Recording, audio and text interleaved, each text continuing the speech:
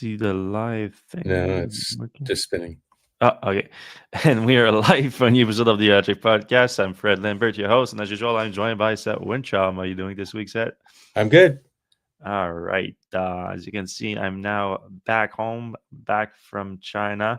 Um, Plenty to talk about. I haven't reported a lot of what I did in the last few days in China while I was there because I'm still waiting from some cool little footage to show you guys before making some videos and post about it. But I guess I can tell you a little of a preview. I went to BYD's headquarters in Shenzhen, just outside of Shenzhen, and that in itself is impressive. BYD is so huge. It's hard to overstate the scale of it. I mean, just the headquarters now they don't have any. They used to have a factory at the headquarters. Now it's just they got so big. It's just engineering and just office worker and all that. And just that is like 100,000 people. They have 100,000 just engineers. Just in R&D, they have 100,000 That's people. wild. I mean, that's the size of Michigan Stadium. Yeah, yeah. That's a lot of people. You know, like Tesla has 130 or so thousand people. Most of those in factory worker, like the Right. factory workers, is the main thing. It's like no, for them, it's just the R&D, just the engineers. It's like a full Tesla size, and then total they have 1 million people. They are the biggest private employer in China. The Wow. only thing bigger are state-owned companies. Yeah. The headquarters is like um, the parking lot. They are all parked on top of each other. Like you cannot exit your parking spot without like being blocked by someone just park in the way. It's just the insane amount of people. They hired 200,000 people just last year. It's it's incredible. The little district where they're at in Shenzhen, it's like a new district basically for them that they built out at the outskirt of the city, and it's where like the transit system for Shenzhen hands. Hmm. So they connected it with their they are now in the light rail system. Like they built a light rail for Brazil, and they were selling a few light rail systems. So they built one too for their own little district there, That's so hilarious. that so that they have their employees have public transport. We took it, and it's like nice little monorail, basically electric monorail, and they're using their same battery and motor that they use for their car. They repurposed that, put that in a nice little basically metro system, but that's suspended in the air on the light rail, and that's really cool. But yeah, I went there. They have a showroom that also has like the history of the company and a very nice like small model of their factory where it actually like work program all a bunch of miniature robots that are just like the manufacturing robots to produce um, their miniature diecast SUV, but actually makes a diecast SUV from the robots. It's really nice. Um, and they have their entire lineup. So for the first time, I was able to drive a BYD vehicle. I've never driven one before. They put out not the entire lineup, but they were nice enough to put some of their latest vehicle out there for us to try. And it was a really wild experience because it was literally in the employee parking lot. So we arrived there at like 3 p.m. or something. They did the little tour, and then they were like, "Hey, here's a few cars. You can try them in the parking lot." And the, among those cars, there was the U9, their crazy Really? supercar. Oh my Yeah, gosh. the U8, their insane SUV that does the tank turn and everything. There was the Seagull, the $10,000 car that they have. That's their bestseller. There was the new BYD Han that has the 1,000 kilowatt charging. There was the Tide 3 that has the drone, DJI drone that's has the garage for the drone on top of the car. What else? There was the Denza N9 that has the tri-motor with several degrees of freedom on the rear steering that's able to I don't know what I even call that now. it's similar to a tank turn. It can actually do a take turn, just not a complete 1 360. It can do it on one axle, basically on each of the front wheel, instead of doing it on its in center of mass. It does it around one of its front wheel. And what Oh, it kinda, like, flips itself around. Yeah, so what it does basically, and if you want to do a parallel park, you can just go forward into the into the parking space, and just back your back wheels into it, which is pretty cool. It's actually like a real useful case of a tank turn, other than like off-roading and having to like turn around, which we did that too in the U8. But the real crazy part set, and it's really a good representation of China, and how they, their attitude of how they approach, just let's just do this thing. Like, I'm in the middle of their employee parking lot, and it's getting like 5 6 p.m., and I'm just like tinkering with these vehicles, and there's the documentary there too, so they want to film everything, so we keep having to like redo things so that they can film in different angles and everything, so it's taking a lot of times. And obviously the first thing I want to get into is the U9. We make that car like jump in the air, which is fucking Really? crazy. And Yeah, I was then gonna say that's my favorite car, U9. Yeah, and then, but again, I'm in this small, like, it's a big for a parking lot, but it's like relatively small, and I have this supercar that goes 0 to 60 in 2 seconds, and I do little lunches, but like I have maybe like 200 meter, 250 meters max of runway, so I cannot like go crazy with it. And there's people driving around, like going back home from the day of work, so and they keep telling me like, yeah, go ahead, have fun with it. I'm like, are you are you sure? Like, there's people around everywhere. And then they let me literally for 12 13 times, just for the cameras and everything, launch the car and jump into the air with it. And they're like, yeah, let's just do it. Can you imagine like an automaker, like, even if they had that capacity in North America, letting you do that in your parking lot? No. They would be security all over the place. It's like, no. First of all, you need a helmet, and you need this. Oh, you didn't have a helmet? No, none of that. Like, they literally give me the keys to each of these cars, and they were like, "Hey, go ahead." The only thing that like stopped us at the end is like the guy. So everything was last minute. So they were super nice to arrange everything, BYD. It's just that you could see that it was all last minute, and they didn't have like anything planned or anything like that. So they literally have the guy that in charge of the BYD fleet like bring a few cars that they had available and make it available for us. And then when it was like 6:30 7 p.m., the guy that was in charge of the car was like, "Hey, I kind of want to go home now. I need to bring these cars back and everything." So I'm like, "All right, sorry." So I couldn't film everything that I wanted to film, but I'm gonna have some good footage for you guys where we made that. It's not a feature that's just there for the marketing department to make a video about and bring views. Like, it's actually in the car that they are delivering to customer. You just have to accept the little warning about how crazy stupid that is, and then you can jump the car whenever you want. The suspension loads up like a cat that's about to bounce in the air, and just boom, sprouts like that. Which you can do it on standing on park in place, or you can do it from 30 kilometers an hour and up. You can do it 130 kilometers an hour if you want, and just jump. It's Huh. uh, it's crazy. The tank turn is also really well done. The way that they did it, the UI is very smooth. You can also do that wherever you want. Same with the Denza, which is not exactly a tank turn, but pretty close. The craziest part, though, honestly, was the seagull or mini dolphin, whatever you want to call it. That's many different names depending on the market. So I've seen the car around, and I actually was driven in one at one point. Does it If look you're, like a Chevy Bolt in person? it's a little smaller than a Chevy Yeah. Bolt, but Yeah. not that much smaller. And also the quality of it. Like, I was just in a Uber earlier today, here in Montreal, in a Kona Electric, like the very base Kona Mhm. Electric. And I was like, the quality of it, I kind of feel very similar to this. Like, and it was like a $35,000 car versus this. is literally $10,000 with over 200 miles of real range. You know, officially they quote 400 kilometers, but that's CLTC, so it's a little bit less than that.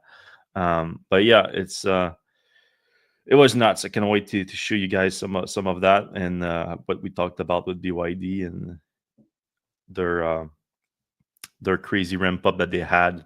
So we talked a little bit about that. What really happened in the early 2020s, that BYD was not selling that many cars until like 4 or 5 years ago, and a few things happened that we discussed. So we're going to talk about that. I should have a report coming out early next week.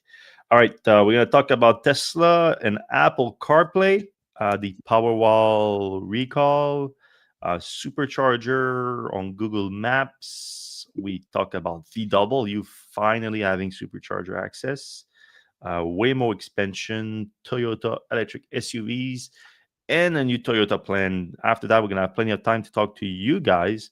So if you guys have any question for us, you can put it in the comment section. We see people are already doing that in YouTube and Facebook, but we're live everywhere.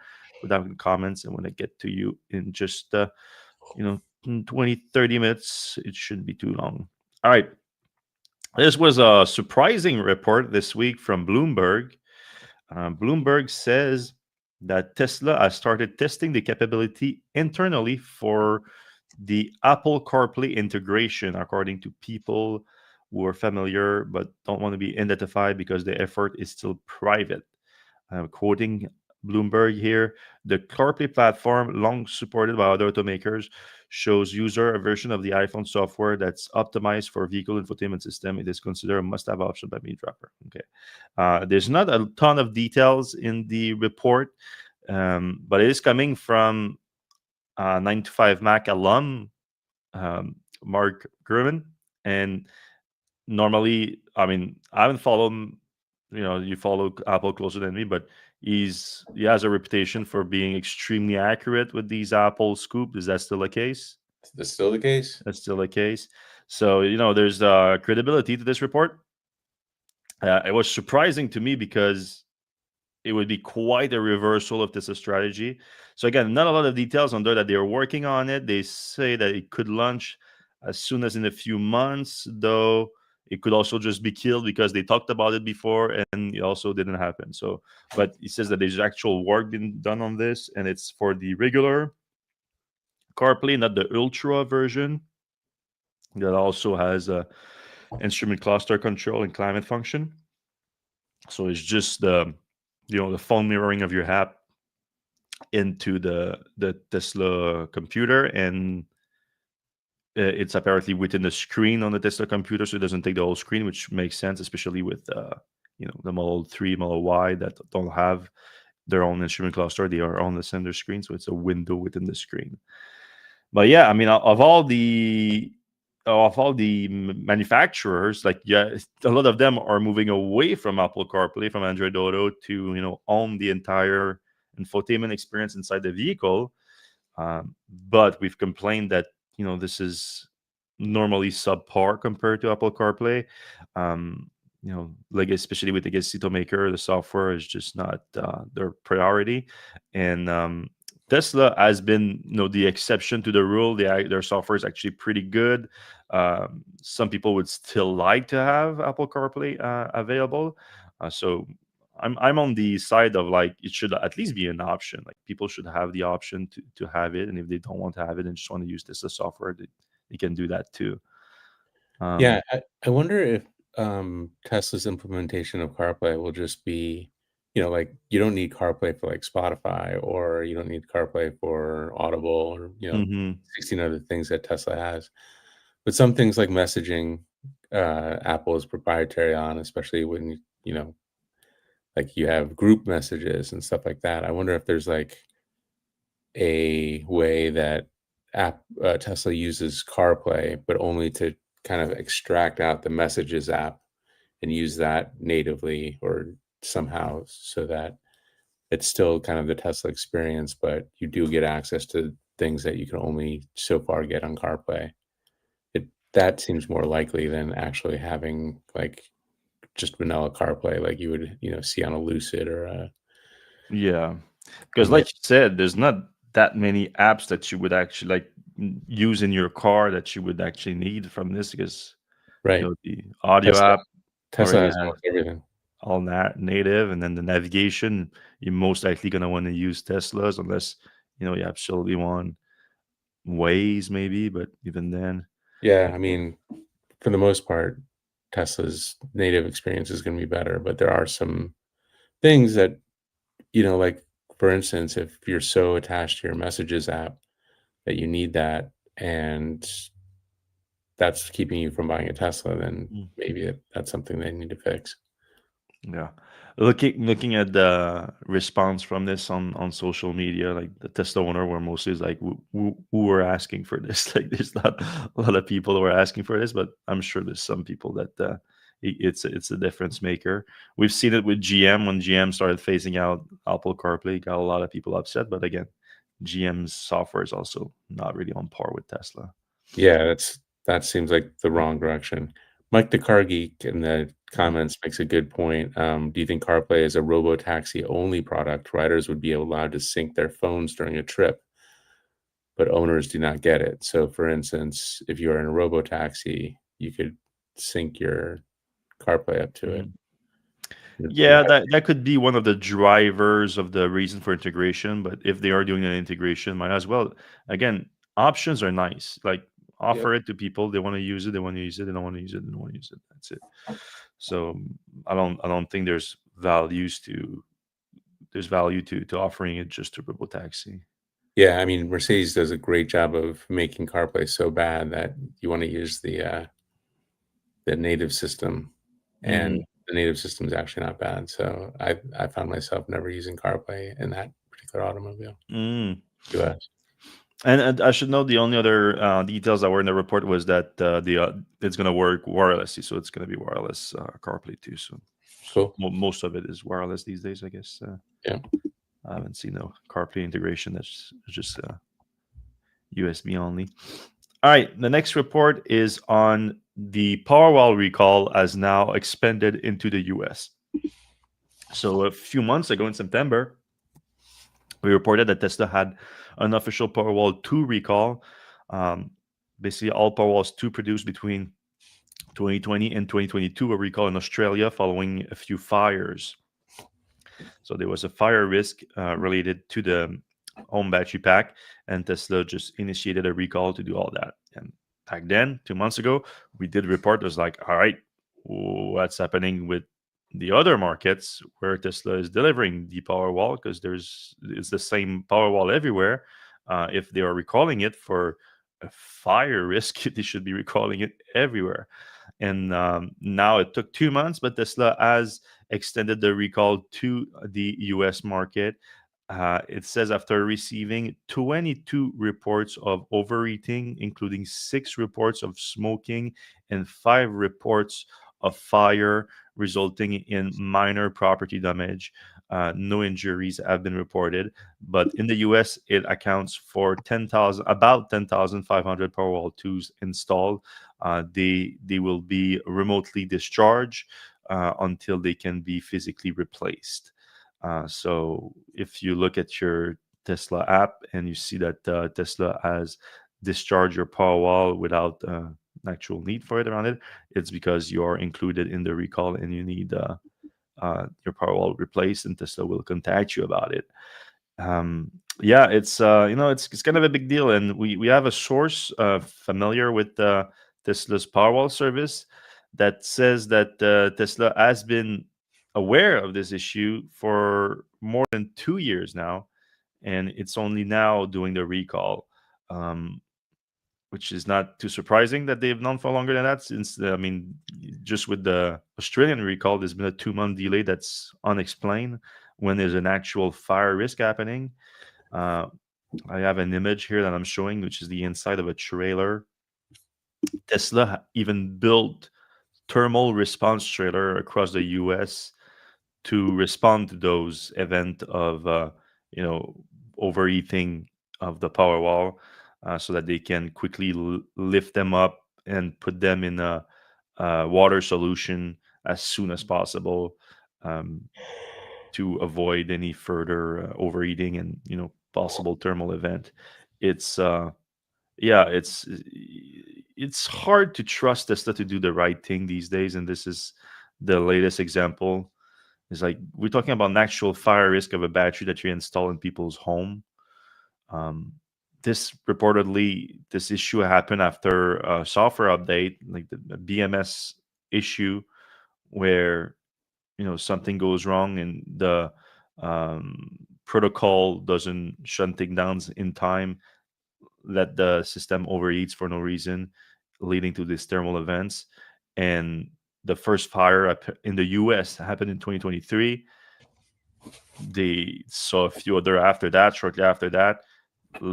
Clearly, there was an issue, and they they tried to let it run basically as long as they could until they were forced to do a recall in Australia, and that looks like forced their hand across the globe. And now this is happening. It's I'm getting some uh GM Bolt vibe of the fire Yeah. recall. Like it's just So, it's not great. um, I have two sets of Powerwall 2s. You have Powerwall 2s, don't you? Yeah, and they fall within the 2022 Yeah, I think mine timeframe. do too. Yeah, I looked at my app and they haven't discharged them. So of course I'm in Canada, so Right. I don't know if they just not initiated the Canadian recall or if my Powerwalls are not in that. Your Powerwall haven't been discharged either. Not that I know of. I was Yeah, just looking at it now. yeah. So I don't know. Maybe you don't fall into the recall, but it is. I would like a little bit more communication like this. I didn't get this recall notice from an owner or anything like that. I got it straight from the what do you call this? The Consumer Protection website in the U.S. Yeah, United States Consumer Product Safety Commission. So it's not official communication from Tesla or anything like that. And I know that Tesla has been replacing Powerwall 2s for a while now, kind of quietly. I know especially the ones in Colorado got kind of a whole quiet recall that has been expanding. So Tesla has been doing this for a while, but just not officially, not telling people that it's an actual recall. It's more like a sneaky one. Yeah. It's interesting. I can't remember. Do you have referral Powerwalls? Yeah, I have one, but it's not the Signed one? yeah, it's not the red one that's signed or anything. It's just Yeah, the so I have two sets of red signed ones. So I wonder what they're gonna do with that. mm-hmm. And they are 2020. Well, yeah, you got them early though. You got them in 2020. I thought that was right in the middle of the Powerwall 2. Oh, you know what? They might have been early Powerwall 2s. Yeah, yeah. You might be in early for the recall. I got mine way after yours. I feel like. Okay. Um, yeah. All right. Google Maps has updated to get Tesla data directly from the Supercharger network to now show live availability in the maps, which is pretty cool. So now, if you click on the Supercharger station on Google Maps, whether on web or on mobile, you get not only the number of Tesla chargers depending on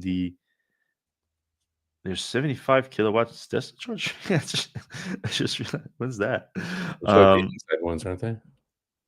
the which one? Oh yeah, yeah, you're right. The city ones, the city ones. Yeah. Um, yeah, I almost forgot about these.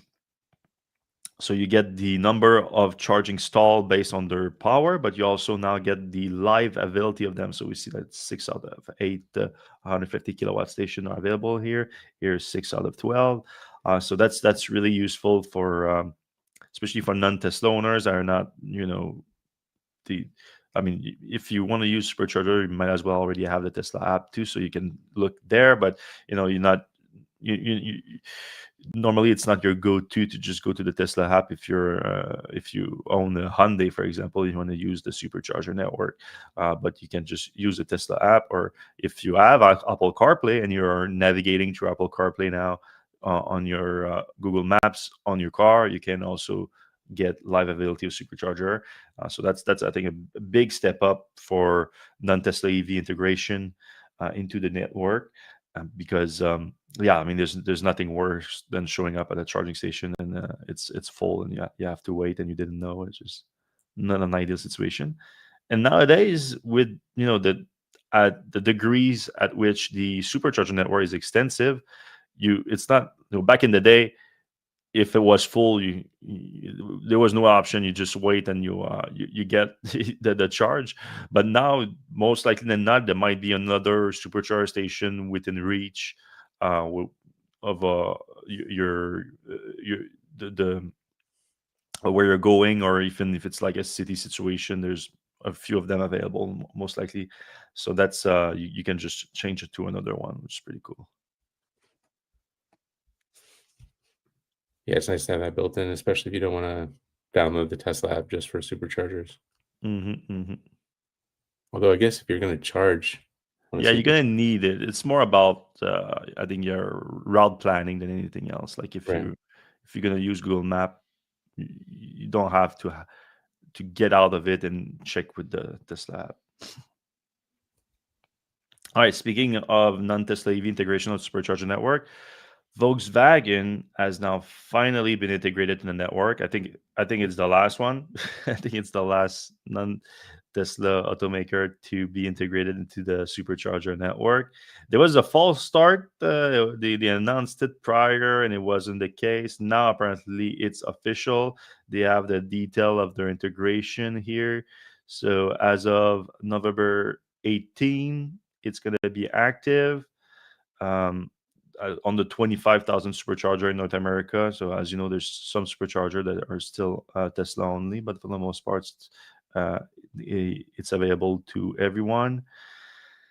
In terms of the adapter, what are they doing for adapter? So Volkswagen vehicles will have to use the next adapter in order to use the station, and these are available for $200 from Volkswagen, 304 Canadian in Canada.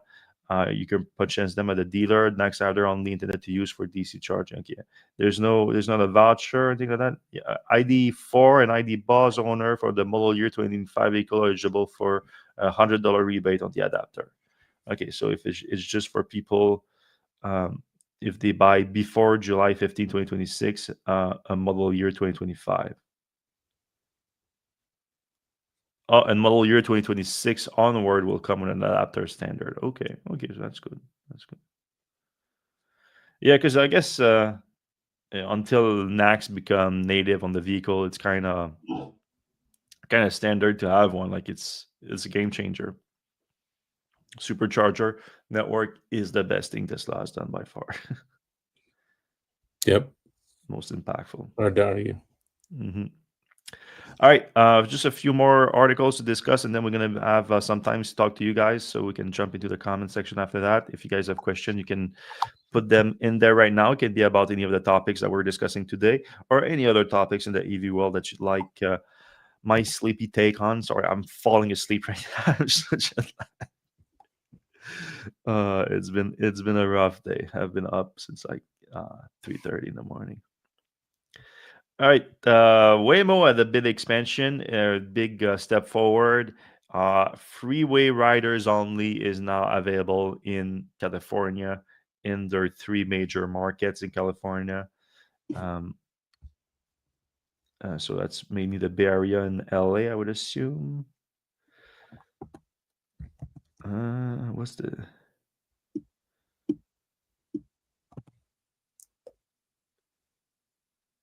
I don't like. I guess it didn't have freeway access. The Bay Area, which now include San Jose.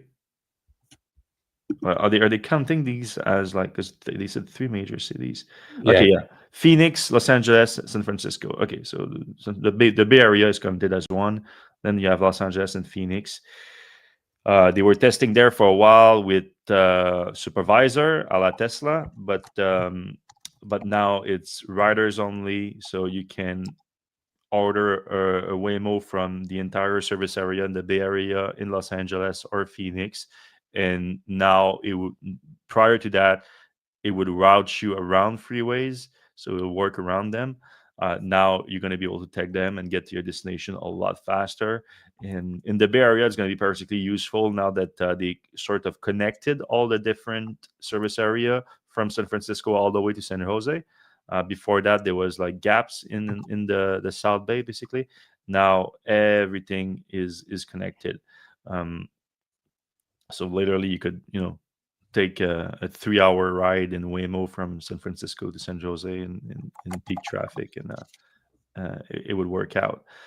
So that's obviously a big deal. It's a huge step because it's show a level of confidence that Waymo has in its driver right now, where going to higher speed, you increase the level of danger quite a bit. So the consequences are way higher. But it's been testing it for a few years now. We've seen it. We've seen some Waymo drives without anyone in the car on the freeway, and they have accumulated the data where they think that now it's safe enough to do it with riders without any supervisors, and that they have some advantage. Obviously, Waymo with their sensor suite on the highway with radars and lidar sensor which are better at determining the distance and the speeds quicker than you would, especially with static objects, something that Tesla has had issue with highway driving, and something that Tesla doesn't offer. Well, in the Bay Area, it actually offers its robotaxi service on highways, but that's basically a Uber driver with FSD in the driver's seat, so it's not exactly the same. In Austin, where they have the supervisor in the passenger seat rather than the driver, they don't do highways, and you can still get highways, but if your destination requires highway driving, they're gonna route you a car with the safety driver in the driver's seat as in the passenger seat of the Tesla robotaxi program. And even Elon commented on this, which prompted me to write an article last night about, is Elon delusional or lying about Tesla full self-driving? Because he called Waymo's update, which also confirmed that they have 2,500 robotaxis in operation now in North America, or in the US, so Bay Area, Phoenix, Atlanta, and Austin. He called that rookie numbers. So people got really excited. They were like, "Whoa, that means Tesla has like more robotaxi than 2,500," even though we know that they have like 30 of them in Austin, and It's like maybe, calling it a child's toy. yeah, very similar to that comment. And we know what happened with that. It took actually Tesla, Like a decade. yeah, almost a decade to beat what he referred to as child's toys, Right. which was a 350 kilowatt charge rate. They just now have been deploying 500 kilowatt station. So yeah, maybe I hope it's not going to be that long for this. But you know what? I don't think this is it. I think there's two explanations. Which my conclusion to the question, is Elon being delusional or is he lying, is that it's a little bit of both. I think that sometimes he is being delusional and thinking that he's been saying for the last 8 years that Tesla is going to solve unsupervised self-driving either by the end of the year or next year, and he's been wrong every time. But I think sometimes he's delusional and he really thinks that this is on the verge of doing it.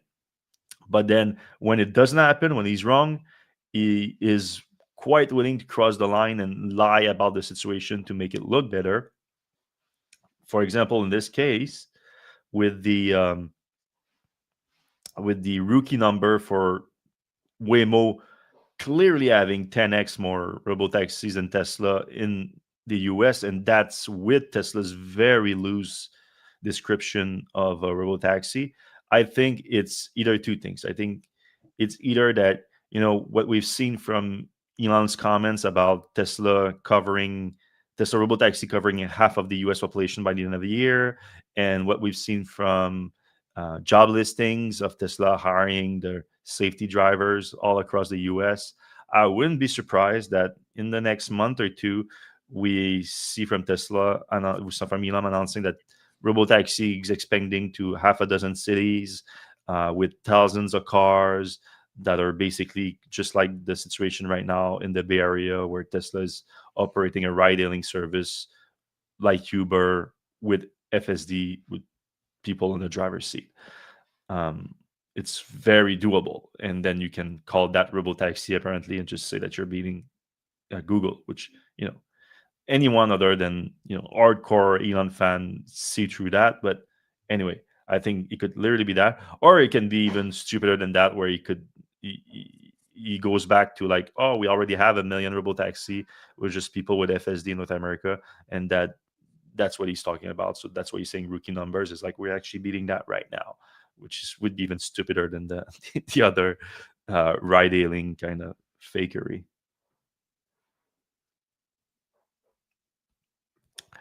Toyota has unveiled its first all-electric pickup truck, and kind of underwhelming. It's the, how do they call that? The Hilux? Is that how you spell that? Hilux? Yeah, Hilux. Yeah, how you pronounce that? Yeah. So this is it here. It's the new Hilux, and it's gonna be offered in 3 different powertrain. No, excuse me, 4 different powertrain versions. So all electric, hybrid, diesel, and there's gonna be a fuel cell electric version because apparently we're still doing that in 2025. But the all electric version is equipped with only a 53, I want to no, sorry, 59.2 kilowatt hour battery pack, which is the smallest battery pack capacity of any electric pickup truck out there.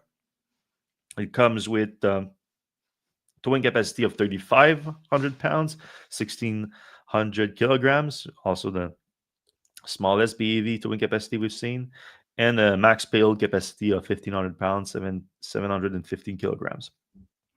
WLTP range is expected at 150 miles, 240 kilometers. So this is right now meant for the European market, the South Asian market, and I think they are talking about launching this also in Australia. So there's no plan for the US. But yeah, it's basically a city pickup truck, if I understand this correctly. Yeah, I mean, those are quite popular all over the world. The Mhm. Toyota pickups are just, like kind of the only game in town in most of the third world. So Mhm. Yeah, I mean the pricing would be interesting to have. I don't think we're gonna have that right away. Um, okay, so it's gonna launch next month for the all electric version, so we should have pricing in some market next month. That would, that would, if it's like closer to like, let's say like $35,000, something like that, I could understand. But other than that, it's a very small battery pack for a vehicle of that size. yeah, and with that wind resistance. Yes, it is a box. Finally, Toyota again. They officially have started production at their giant EV battery factory in the U.S. It's in North Carolina. That's a cool name for the town. I skip it. My brain is mush right now. Is it Liberty? Yeah, Liberty, North Carolina.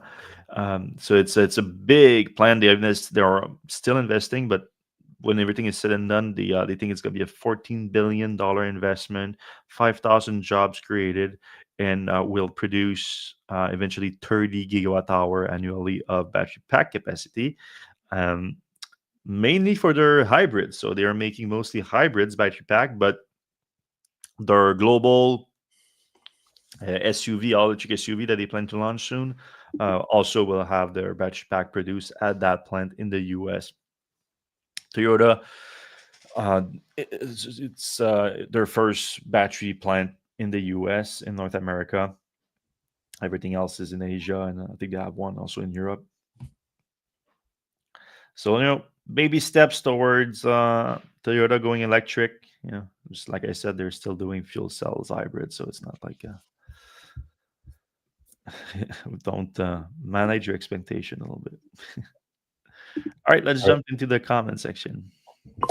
All right, question. Both Lyft and Uber have committed to an all-electric fleet by 2030 in the US, according to current metric. Is this realistic goal? Do you think either company will be at all electric?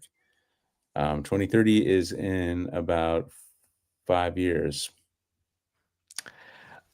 I mean, ride hailing, it makes a ton of sense to go electric. Right. You save a lot of money. So I definitely see it happening a lot faster than the broader market in North America. especially the US. So I guess the reason for the question is with the context of the current EV adoption rate in the US being at 10-12%. So do you really get to a full 100%? Um, I would I don't have that on top of my head. I would assume that the adoption rate for ride hailing is already much higher than the broader market. So yeah, I think it's actually achievable. Now, are they going to enforce uh if you're a Uber driver and you still have a combustion engine vehicle, are they going to enforce that and kick you out of their drivers network?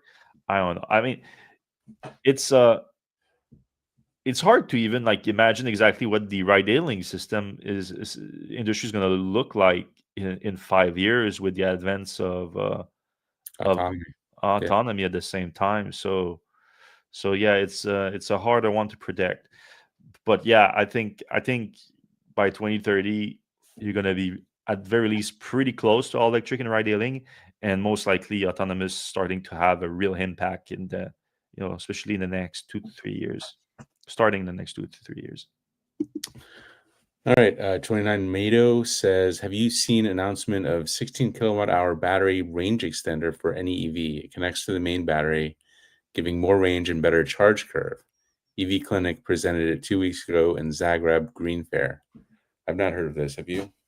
No, are they talking like an 18 kilowatt hour pack that you put in your trunk and then connect? Yeah, I mean, It sounds almost like a capacitor, like a super capacitor, where you can charge it really fast, it stores it, and then it slowly charges your battery. but EVs are not really set up for that. Like, do you run out of the back a cable and plug it into your chargers? And No idea. like, yeah, it's I don't know. I like the only other thing that I can think of is like the Cybertruck, uh, the Ranger, and that was a flop. Of course, the program itself was a flop, so that doesn't help. But I don't know of any of these type of product that pierce the market in the EV industry just yet. All right. Tesla malfeasance on full display with delayed recalls and not universal. Who's responsible and why weren't they fired? I think we know who's responsible and we know why Elon wasn't fired. So Yeah. And I'm hearing other things of who was actually fired, what might have been the people that were pointing at that issue. Where it's, whistleblowers, yeah. yeah. It would be a weird thing to be a whistleblower at Tesla. Like, Oh yeah. all right. We had a Powerwall with a burning smell, which was replaced in the UK. Yeah, you don't want that. Is there an official recall in the UK? Like these are the same products everywhere. There should be a Right. recall everywhere all at once. You just do it, be done with it. It's not like just the recall. If it's really just 10,500 in the US, it's $100 million recall for Tesla. It hurts, but it's like not the end of the world. Do it. You know what hurts? People dying for this. It would be first of all a tragedy, and second of all probably a bigger financial impact than doing it. It's the penny pinching on that stuff or from a major corporation like that is just not a good look. All right. I tried Google Supercharger map info, and it's a useful feature, even if it duplicates built-in info for Teslas. It is nice. Waymo is extending to the lower Bay Area. I want to try this out. Hmm. All right. Did you all hear about the Elon Musk unveiled documentary that is releasing at an Amsterdam film festival this week?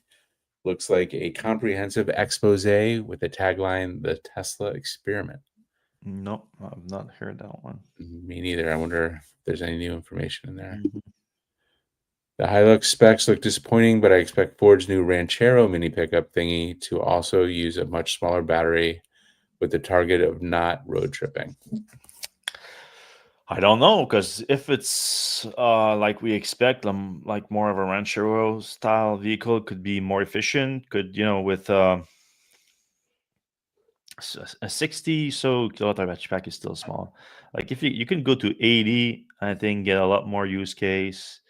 You can get fast charging and make it get over 200 miles of range with it. Still be useful for road tripping, even though probably not the primary use. I agree. I think I think there's a way to configure this and price this. Well, I mean, I haven't seen the price of the Hilux, but just the configuration of it, it feels like they're not trying as much. And again, if it's a vehicle where you have four different powertrain options in them, maybe you're trying to sell, other powertrain option. And obviously, Toyota still favors hybrids over all electric vehicles. So. All right. 150 miles range is great for rural folks who live 1 hour from a city. Yeah, but then you can't tow. You can't, that one time that you have to do a couple trips. I almost feel like this is he's being sarcastic because Oh, really? Yeah. it's tight, an hour from the city, 150 miles. You going, you come back, like you said, in terms of if you actually are working with a load or whatsoever. It's not ideal. All right. Dean McManus says the EV Helix is a joke. It most likely will never come to the US as it wouldn't be competitive against hybrid or gas only models. I mean, with a battery that size, with 150 miles, like the range extender that Scout is building, it seems like a really nice option to have. Mhm. Yeah, that's one of the things in China too that I started to make peace with. We're all about all electric, all electric, all electric. But I've seen you see right now in China a trend of some all electric automaker adding range extender into the vehicle, Xpeng being one of them. Yeah. It's been known as an all electric, but they all putting the same 1.5 liter engine into their vehicle. All these automakers that are Yeah, going super hybrid. efficient, runs at one Yeah, speed, one whatever. yeah. And yeah, A- I agree. And I think for some these people, they're still keeping their big battery pack too. So right? they're still using a 50 kilowatt hour plus battery pack. So the electric is still first. Most of the time you'll never put gas in it. You're just gonna use it. You use it just the battery, but every now and again you might use the range, and the range gets up to 1,000 kilometers now with it. So that's impressive. And I guess the idea behind it in China is that the Chinese market is already at over 50% all electric, or at least no, that goes hybrid, but it's very close to 50% all electric, closer to 60 if you had all the hybrids. And they are kind of maxing out the cities, the market in the cities where people are perfectly fine with all electric. So if you go a little bit more rural or get out of the biggest urban areas where charging is no problem and everything, people like to have the gas option. So it helps the rural people ease into the electric vehicle platform. So they're finding that very useful, and all the automakers say that they see it geographically, the impact of these models of having the hybrid, the range extender powertrain as an option there. They say that it's pretty useful for penetrating into those markets. So I get it. And yeah, like the U8, for example, from BYDs, and you get over 1,000 kilometers of range with, and still it's like a 50 or 60 kilowatt hour battery pack.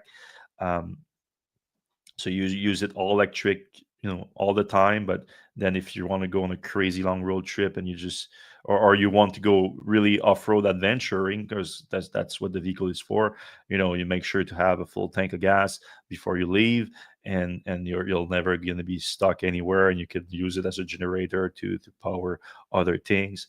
It's yeah, there's some value to it, as long, I've always said, plug-in hybrids are great as long as you use them as they're intended to be used, which is charge the battery pack and use the battery pack first, and only use your gas engine when you need it, which is, or at least was, a problem at first, where a lot of people were just using it as a regular hybrid, and the battery pack was only being charged through the regeneration of the use of the gas engine, which is not ideal.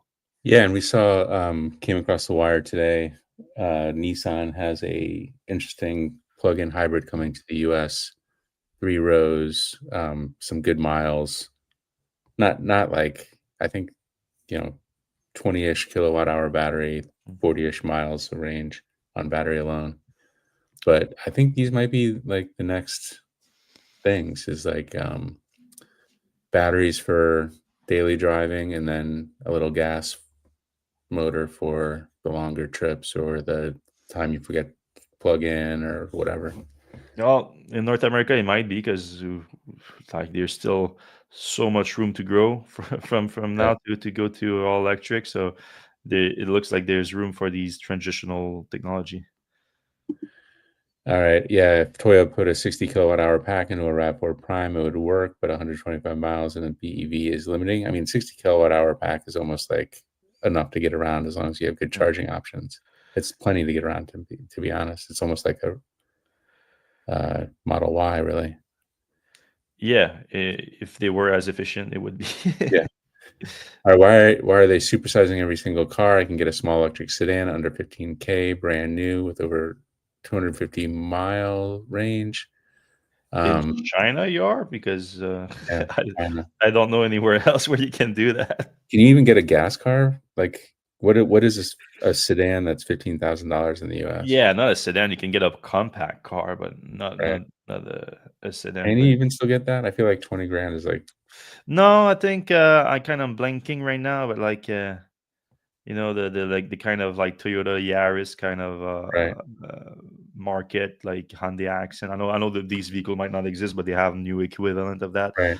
There's some of that, but it's rare nowadays because again, like Dylan said, it's they're supersizing everything. So. Yeah.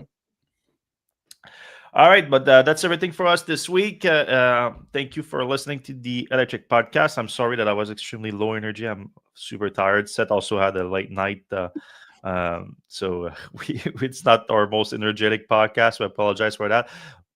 Next week we're gonna be back in perfect form. I'm gonna be back in Shawinigan too in the studio and hopefully well rested.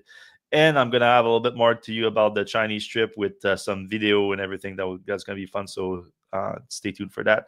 We'll see you same time, same place.